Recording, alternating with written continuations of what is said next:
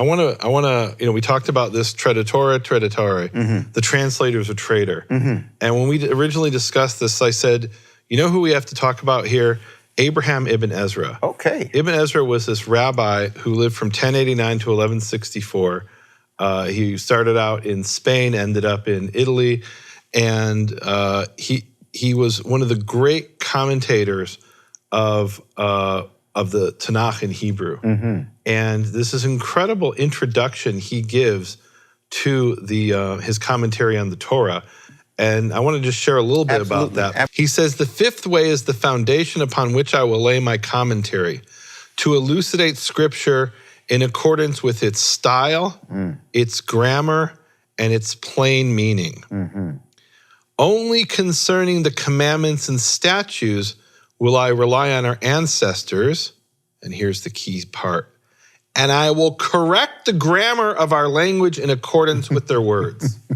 In other words, if our rabbis in the Mishnah and the Talmud give us an interpretation of what something means, and it's contrary to the language and the context, I'll just change the rules of language. That's what he says.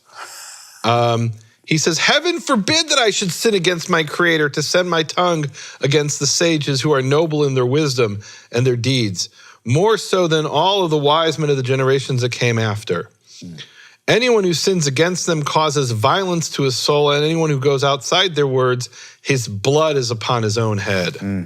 He will be separated from the congregation of the exile and shall descend alive down into Sheol. And then he says, so in other words, when it comes to a practical commandment, don't boil a kid in its mother's milk. Doesn't matter what the rules of the language are. I'm required to follow what the rabbis say. It says, 6 days you shall work, and on the seventh day you shall rest. And language defines for me what work is and what rest is. I have to ignore language, and I have to accept what the rabbis say is binding, even when it's contrary to language. We're going to twist and adapt. He says fix here, I think. He says, I will correct the grammar of our language in accordance with their words. So I'm going to adapt the meaning of I'm going to go and change the grammar to fit with what our sages say when it comes to practical commandments. And he goes on, he says, and this is really interesting. He says, only concerning a scripture that does not involve a commandment will I mention the correct interpretations of the ancient ones and the later ones, and will only fear God and not be a respecter of persons in matters of Torah. And that's really profound. What he's saying is, look, if there's some story in the Tanakh, about Abraham and whatever, there's no practical commandment. There's no practical application. I can interpret it any way I want, even contrary to what the rabbis say. But when it's something that I have to carry out in my daily life as a commandment of God, I've got to change the language to fit what the grammar, I have to change the language and grammar to fit with what the rabbis say. And it's interesting what he says at the end. He says, only then when I'm dealing with something that doesn't have a practical application in daily life, then I'm only going to fear God and not the rabbis and not be a respecter of persons. So that phrase, be a respecter of persons, that comes from Malachi. Well, it starts in Leviticus 19:15. It says there, you shall not do corruption in judgment. You shall not respect the face of a poor person, nor glorify the face of a great person. In justice, you will judge your people. And that's so profound. What it's saying there in the Torah in Leviticus 19:15 is when you're a judge and you have to judge a situation, you might say, you know what? There's this court case between the rich guy and the poor guy. The rich guy, he's got enough. I'm going to find in favor of the poor guy, even though he's wrong. And that's called being a respecter of persons. And you might say the opposite. You might say, I mean, look, this guy, he's the noble person of the town. I mean, he's this rich guy. We're going to believe this poor guy, this bum over the rich guy? No, I'm going to trust the rich guy. Surely he's in the right. And the Torah says, don't be a respecter of persons in judgment.